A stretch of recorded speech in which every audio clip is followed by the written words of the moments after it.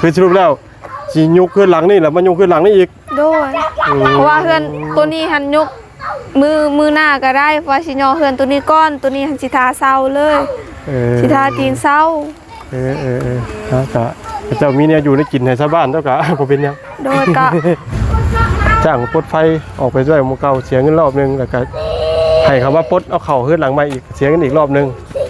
หาคนชื่อเนี่ยอยู่ในกินมาให้คนมานี่แต่ก็สิหาคนชื่อเนี่ยอยู่ในกินมื้อย่อเฮือนอีกตุ๊พี่น้องเอ้ยทุกปีจงปุ๋ยบาดนี้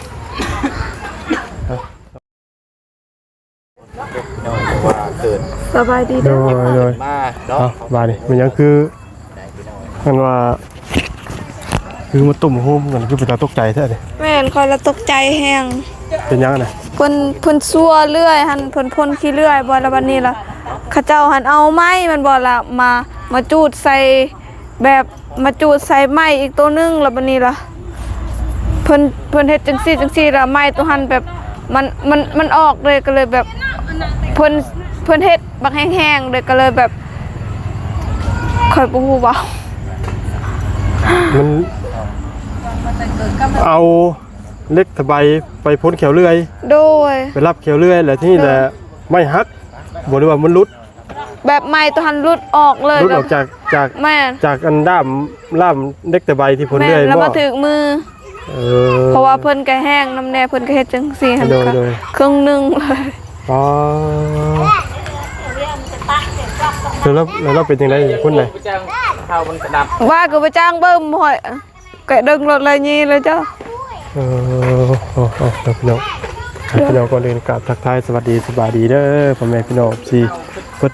ทุกคนยามช่วงค่ำยามแรงเนาะมาสิล่มเลยทั้งบ่าวเชียงในซับบ่สำเร็จซับโดยสวัสดีพี่น้องเด้อมันเป็นได้บ่าวเชียงโซ่เราบ่เขาตัดอะไรโซ่บ่เข้าแล้วมันแม่นแล้วมันฝืนจักแล้วมันไหมก็เลยไปซื้อเลื่อยมาแล้วมาผลแล้วเราทางง่ายเราบัดเอาตัวทางแรมไปชี้ขึ้นเทิงเด้เราต้องกลับลงมาทางนี้รับชี้มันใส่ต่ำใส่มือนี้คิดมันกัดว่าในเนาะทางแรมโอ้เขียวเลื่อยบ่แซมเพิ่นกะเลื่อยตัวที่ว่าปักใช้ไม้ได้ตัวแดงๆมาเด้ตัวท้ายมันมาพี่ชักมาพี่อ๋อการดิกซีใส่ไม้เลยนี่มันลื่นแม่มันแหลมได้น่ะตัวนี้ทั้งแหลมโดยเราแบบไปพ่นขึ้นไปซี่เลยแล้วเป็นมันแหลมแล้วมันทางเข้าไปในนี่เลยเอาไว้เนาะแทงแบบนี้มันทางเขาแต่คันว่าทั้งนี้บ่เป็นยังเดี๋ยวมาจับถึงทางนะเขาเข้าใจว่าถือเขียวเลื่อยนะโอ้ถืออันเขียวใบว่าเด็กสีไม่เขาจะจับนี่เขาจับแบบนี้เดี๋ยวจับแบบจับเราจับแบบแค่ว่าเอาแต่มันกายหักไม้อันมันออกเอาเราไม้มาคุมใช่ในเรื่องนะมันแทงเขาเลยเขาเลิกแต่บอดอ่ะประมาณชั้นนี้คิดไปเนาะคมแห้งเนาะทางพอเล็กไม่แต่กินยาเนาะปวดไปเลยเด้อเอากะไปเนาะพักคอไปเนาะเขาพันธิว่าไล่มากกันว่าตามพวกเชื่อเนาะแต่เริ่มชื่อที่ดินนะนี่ก็เป็นนิดนะแล้วยังว่ามือย่านโยเพื่อนชาตินี่บ่อยากให้ในชาพี่น้องอยากให้ผ่านไปด้วยดีเนาะบ่อยากให้เป็นคืออย่างที่ผ่านมาเนาะแม่เขาอยากให้ดวงให้มีแนวมาคัดมาของในหายพันรวมไปด้วยดีที่จุดง่ายใช่เนาะเลยนะอยากให้ก็ว่าคือมื่อนี้แล้วนะก็จริงก็ชิบได้นั่นเลยแต่ว่าเพราะนึกว่าจิตตัดแล้วแบบโอ้ผมไปลุงว่าบาเลียวเลยทั้งที่แบบว่ากับบอได้มียังร้ายเนาะขนาดข้าเจ้าก็ไปตัดแบบบอลอื่นแบบก็ยังบอได้เป็นยังแล้วแบบอันนี้ล่ะมันเป็นคือกับว่าบังเอิญแหงเนาะแต่เบิ่งชมชิบได้ปานใดนั้นก็ยังดีถ้าว่าโบเป็นลายมากกว่าหันเนาะโดยพ่อบอกแล้วก็บอกทีทางเนาะแม่เอาบอกเลยว่าอย่างไรก็อยู่ตามความเชื่อเขาแล้วมือสิยกยอเฮือนนี่ก็ให้ข้าเจ้ามาแบบว่ามาให้อธิษฐานก่อนแบบแล้วก็บอกมือสร้างที่มาลงมือเฮ็ดเฮ็ดเป็นหูเลยมันเขามันเทกับไปทั้ง4เลยเนาะฝ่ามือเลยนะมันแดมได้ทางแหลมก้นแต่ใบมันแดมพี่น้องแหลมคม เนาะเอาละสามีแต่ว่าแยกย้ายก่อนเด้อสาลุงเด้อ โดยโดย ไปเข้ามาแต่เช้ากันและเบิ่งแยกนํกันทั้งสร้างแล้วก็ทั้งตัวนี้นำ โอ้สร้างเพิ่นมาบ่บืนเนี่ย เอ้าเพิ่นบอกว่าหยุดบ่ซะ หยุด หยุดแต่ว่า หยุด หยุดบ่ แม่น เอ้าคือว่าหยุดนะ ก็หยุดมีแต่เฮาทา มันแล้ว ตีน บ่ได้ เสาอันแล้วทาตีนเสาแล้วแล้วก็ ตีนเสาเดินค่อยไป มื้อใดสาลุง ค่อยเข้าไปถามแล้วบางคำนี่มื้อนี้น่ะเขาเทได้4เสาบ่หรือว่า5เสาแล้วเขาว่านะแต่ที่นี่น่าเขาว่านั่นกับแม่นต้นแรงมันพุธ ได้เนาะ ต้นแรงพุธเดี๋ยวเขาสิมาส่งเพราะว่าเขาว่าจังซี่ถ้าว่าบ่มีแนวคาดเคลื่อนนะสิได้อยู่ ถึงว่าข่อยก็พังไปเหมือนกันนั่นแหละ วันพุธแต่วันมันศุกร์เนาะหลายมื้อเด้อสร้างหยุดนี่เนาะ พี่น้องเรามากบไม้ให้เป็นยังถ่าเนาะ ที่ก็เป็นบ่ เป็นอย่างนั้น ก็ได้อย่างนั้นเนาะ แป้นหันเขาเจ้าบอกว่าสิกบอยู่เทิงเฮือนสิได้ฮู้ว่าสิซ้ำกันหรือบ่ซ้ำกันนั่นน่ะ โอ้เนาะกบแล้วก็ตอกใช่เลยเป็น แม่นเพราะว่าเขาเจ้าจึงสิได้ฮู้ว่าเพียงซ้ำกันบ่ตัวใดสูงตัวใดต่ำเพราะว่ามีตัวบางกับตัวหน้านะ วัดขนาดอยู่เทิงเลย แม่ ขนาดแข้งไม้บางเทบางเพนนี่ก็2เซนเนาะบางเพนก็3เซนบางเพนก็2เซนครึ่งนะบางเพนเซนครึ่งมันก็เลยหนาบางเนาะ โดย แล้วเนาะทางฟังคนโอ้ถือว่าโอเคได้สิ แล้วก็นี่แหละเฮือนหน้าเฮือนมาจังซี่เนาะว่ากระไดนี่มันว่าสิอยู่จุดทางเบาเสียงบ่ นี่แหละนี่ เห็นเนาะ อยู่นี่แหละหาดินมาถมเด้อ โดย ถมก็บ่ลายหรอกนี่ แม่นบ่ได้จุดตรงนี้แหละแบบห้อยต่อมาใส่เฮือนหลังนี่เฮ็ดนี่เลยไปจังนี่ ได้บ่ ว่าสิให้นั่นอยู่รอว่าสิพากันโจมไปพุ่นเด้อ ถ้าเป็นแบบนี้ก็ได้บ่เบาเสียงก็งามอยู่เนาะ จังหวะแล้วนี่แหละแต่ซุมเจ้า อันไหน เราเอาไว้สิเล็กก็ได้แต่ว่าคิดถึงแต่ว่าอย่าเอาตัวนี้เป็นห้องครัวนะ โดย โจมไปพุ่นไปต่ออย่าพุ่นเฮ็ดห้องครัวกินอยู่พุ่นไปเลย โดยแบบหันแหละแต่ก็ถามก่อน คำว่าสมมุติว่าคำป้าไปหมู่เก่านี่ก็เฮ็ดหัวกระไดเกยลงมานี้นี่เกยแล้วเฮ็ดหัวกระไดจากเกยลงมานี่ต่อลงมานี่ อันนี้ลุงหลวดแค่ว่าออกไปเปรียบเปรยใช่ไหมพี่น้องเนาะแต่ว่าถามเบิ่งตัวจริงกันอีกทีนึงเนาะว่าที่เป็นยังไง ให้มันเป็นรูปร่างเฮือนสร้างมาเป็นโครงสร้างก่อนเนาะ จังว่ากัน โดย เนี้ยก็นั่นเอาเบิ่งตัวนี้ก่อน เนาะพี่น้องเว้ย ขอบใจได้เด้อ โดย โอ้ยเนาะแล้วก็ทักสิจิบพี่น้อย ชาเดียวลุงหลวดสิไปเบิ่งน้ำก่อนเด้อเถอะเด้อ โดยไปเบิ่งก่อนพี่น้องเนาะแต่ว่าพอใส่ลมมาบ่แรงบ่ที่ ได้หักบ่ เอ้า ลายอยู่ ฮะ ลาย เบิ่งค่ะ ตัวมันมาเข้าดิ ตัวมันบ่ได้หลายนะไอ้เว้ยถ้าว่าลมตีแง่นมานี่ล่มนะ บ่นี่เด้ ฮะ หักก็ครึ่งนึงนี่ โอ้ยอย่าให้เด็กน้อยมาใกล้เด้อถ้าว่าลมกิ้วๆมาคักนี่ไม้นี่มันพลอยได้ โดย เนาะพยายาม บ่ให้เด็กน้อยลิ้นเท่านี้ แม่นตอนเช้าตอนหยังก็กันเทื่อก่อนเพิ่นสิจะมาบักน่ะเนาะ โด โย ย ว่าคือคิดเบิ่งเจ้าต้องคิดเบิ่งว่าเหตุการณ์คือยังเรารับใบมีดนี่มีดจักจะจริงนะยังเกิดเหตุบ่คาดคิด อันนี้คือกันเฮาก็ต้องระวังไว้ แม่นเข็นเมื่อเขาเจ้าสิย่อเฮือนก็คือกันให้เขาเจ้ามาอธิษฐานก่อนแล้วก็บอกทางแบบเฮาเชื่อหั่นนะทางความเชื่อของเฮาหั่นนะ แม่น เพราะว่าบ่บอก มันก็แนวมันนี่แล้วเฮาก็ต้องแต่งคันหาคันแปะขึ้นไป โด กับ ยแต่ทางค่อย หัน หัน บอกเจ้าทินเจ้าทาน อ๋อทางค่อยหันสิเฮ็ดแบบนั้นบ่ได้มี อ๋อ แต่แบบสิบอกแต่ทางความเชื่อเฮาว่าเฮาสิเฮ็ดหยังแน่ เฮาก็คือกันหั่นแล้ว แต่บอกให้ผ่านไปด้วยดีขอกับทางพระเจ้าหั่นแล้วให้พระเจ้าคุ้มครอง ให้ผ่านไปด้วยดี เพราะว่า โทษหลายๆเนาะพี่น้องหน่วยก็โอ้โหกัน โดย เพราะว่าเฮาก็บ่คาดคิดเลยเนาะเพราะว่าเรื่องเล็กน้อยซื่อๆแล้วมันสิเป็นจังซี่เว้ามาแล้วน้ำตาก็อยากไหล โอ้ยเอามาออกมาพี่เดี๋ยวมันล่มยังแค่นี้โอ้ยน้องพี่น้องนี่เพราะว่าอันตรายพี่น้องไว้หน่วยเห็นเลยโอ้ ราะว่าอีหยังก็เกิดขึ้นได้นะเขาต้องป้องกันไว้ก่อน แม่น เนาะเที่ยงดอง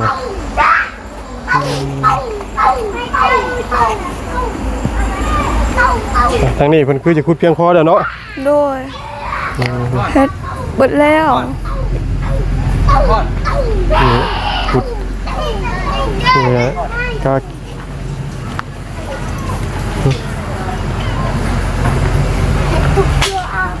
โอ้ยเนาะพี่น้องอันนี้นี่เป็นเคยว่ากันได้พี่น้องไว้เนาะ โดย เคยว่าได้แต่เวลาโยกเพิ่นจะได้หมุนปิ้นนะบัดนี้ โดย พี่น้องไว้เพิ่นจะได้ปิ้นได้เพราะว่ามันต้องเอากระดาษไปพุ่นเด้ โดย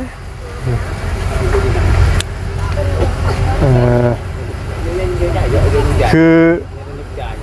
เอาง่ายเลยทรงเฮือนเราเฮือนน้องป๊อปนี่อาจสิบ่ได้คือเฮือนน้องเจดีทรงตัวที่ว่าอันแนวคือคางอะนะ โดย อาจจะว่าทรงเดียวกันนั่นแหละทรงอันว่าบางอย่างนี่กันนั่นแหละ โดย เพียงแต่ว่าแนวคือคางมันสิไปอันนี้น่ะมันสิไปตาม เพราะจะบอกว่า ตามแนว โดย เพราะว่าหัวกระไดมันพุ่นได้พี่น้อง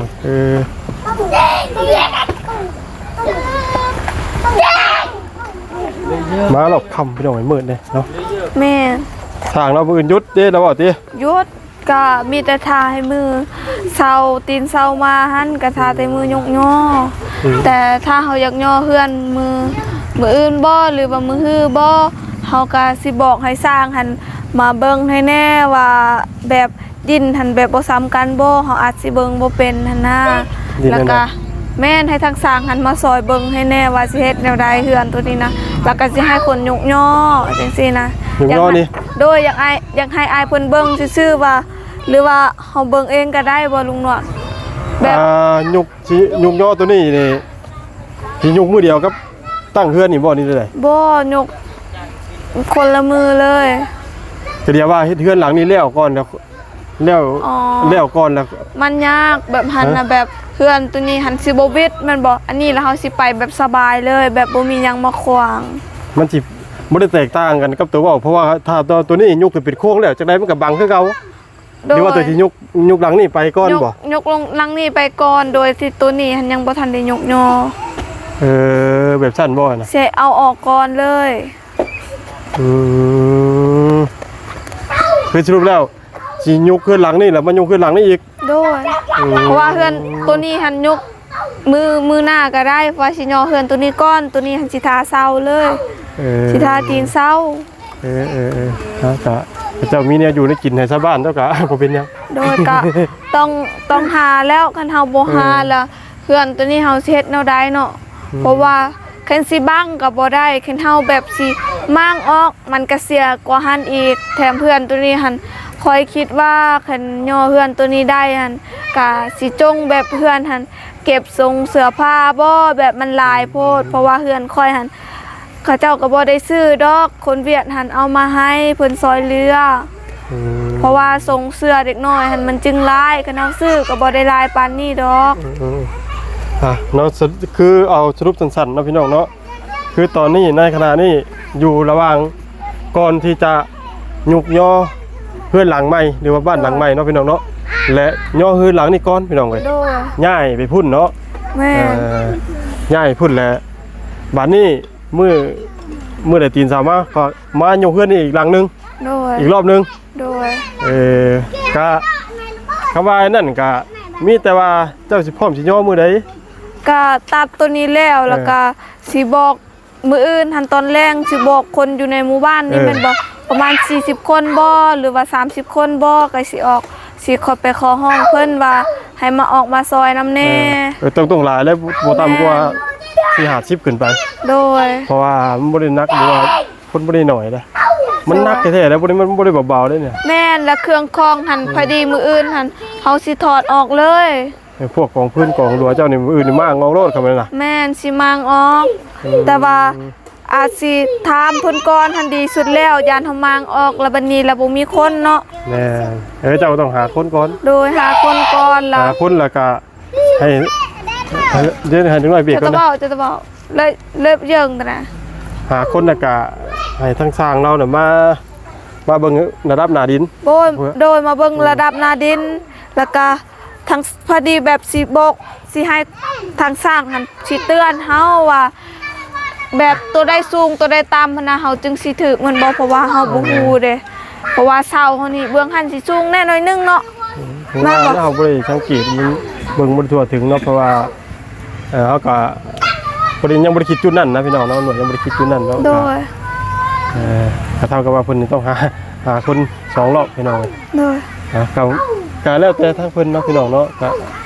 เพื่อความสบายใจเพิ่นเนาะ โดย เอาไปตั้งพุ่นพี่น้องวันนี้สมมุติว่าบ่มีสมมุติดอกพี่น้องเนาะอย่าทะว่ากันเนาะก็มีแต่ว่ามื้ออื่นก็ลองหาเบิ่ง โดย เอาเด้อถ้าเบรกนิดหน่อยนี่จะเข้านี่ก็มีแต่ว่ามื้ออื่นทดลองหาบางคนเบิ่งเพื่อเพิ่นบ่มาแล้วก็จังว่ากันตัวน่ะเพราะว่าตำรวจบ่ได้แน่ใจเลยพี่น้องเนาะบ่มั่นใจเพราะมันคนใส่คนหนึ่ง4 5 10จักสิขึ้นบ่บุ โดย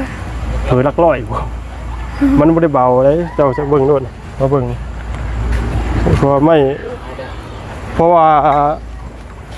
มันเบิ่งว่ามันง่ายอยู่พี่น้องเอ้ยแต่ว่ามันบ่ได้ง่ายคือมันเวลายกมาย่อนะ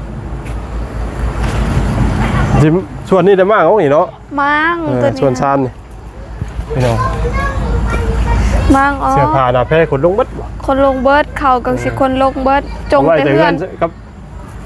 เอาไฟฟ้าเด้บาดนี่ ไฟผ้าหันกะแนวนั้นแล้วสิขอบทางอ้ายเพิ่นว่าให้สิย้ายเอาไว้เฮือนนาบ่าวก่อน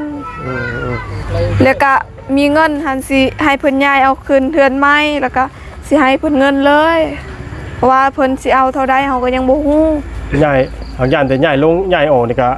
คิดอีกรอบนึงมาแล้วเข้าอีกคิดอีกรอบนึงนะเฮาย่านเป็นแนวนั้นนะ ก็บ่ฮู้คือกันแต่เฮาก็ถามเพิ่นก่อนแล้ว มันส่วนใหญ่มันจะเป็นแนวนั้นนะแต่ว่าเฮาใหญ่หรือใหญ่เลยโลดน่ะเพิ่นบ่คิดแต่ว่าเฮาใหญ่แล้วมาติดหม่องใหม่แล้วไปใหญ่ขึ้นนึงเขาต้องเสียเงินอีก2ต่อ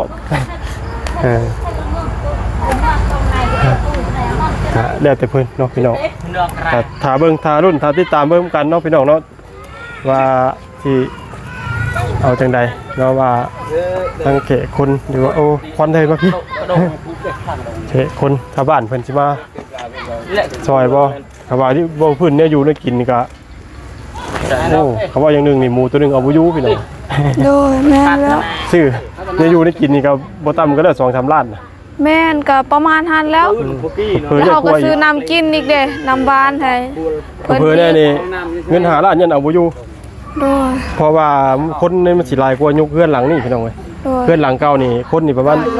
10ปลายคนก็ยกขึ้นได้แต่หลังนี่ 20คน แต่ว่าหลังนี่นะมันต้องยกโอ้หลายขั้นตอนเด้เบิ่งหลายขั้นตอนพี่น้องเนาะปลดไฟอีกจ้างปลดไฟออกไปด้วยหมู่เก่าเสียเงินรอบนึงแล้วก็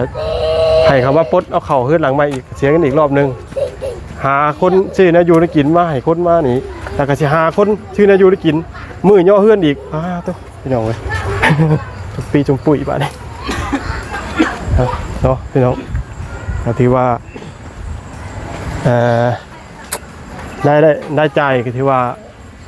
เสียไปจากส่วนนี้ก็บ่ได้หน่อยพี่น้องบ่ต่ำกว่า6 ล้านเนาะ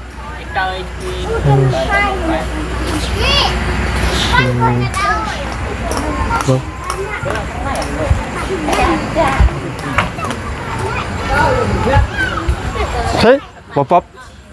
เขาสมมุติว่าเขาย่อเฮือหลังนั่นแล้วเขาตูดมาทั้งพี่มันกลับมาได้นี่เขามีเงินมีอย่างคอยหาคนมาหลังบ่ดีกว่าบ่เขาว่าเสียเงินหลายท่อนที่เสียงบไปลายแล้วบ่ได้หน่อยได้ โดยเขาทำไฟก่อน บ่ได้1มาถามค่าไฟ2มาคืองบตัวที่ว่าตัวสิซื้อให้ทางชาวบ้านมายกมาย่อนี่เบิดบ่ได้หน่อยเลย แม่นกับแบบหันแล้ว บัดนี้งบเพื่อนตัวนี่ก็ยังบ่ได้พอบัดนี้ โดย ยังบ่ได้แบบยังบ่ได้พอแบบว่า 100% ละเอียดแท้ โดย เดี๋ยวต้องพิจารณาเบิ่งคักเด้อตัวนี้ โดย ค่าใช้จ่ายบ่ได้น้อยเลยเพราะว่าทางนี่มันก็กว้างอยู่นี่มันบ่ได้เนาะมันบ่ได้แคบนี่พี่น้องเอ้ยอยู่มานี่โหนมาพี่นี่มาเที่ยงนี้เด็กอะโหนกันไปจังซี่นี่มัน เพราะว่าเฮือนหลังชิโยนี่งบเจ้าก็ใช้ยังเฮือนงบที่อยู่ในเฮือนหลังที่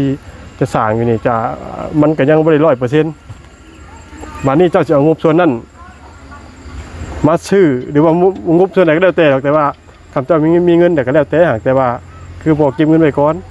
โดย ถือว่าทางใดนะการอยากแนะนำมาซื้อแต่ว่าแล้วแต่เอากะออกความคิดเห็นมาซื้อเอาพี่น้องมันหลายขั้นตอนนะพี่น้องเอ้ยเสียง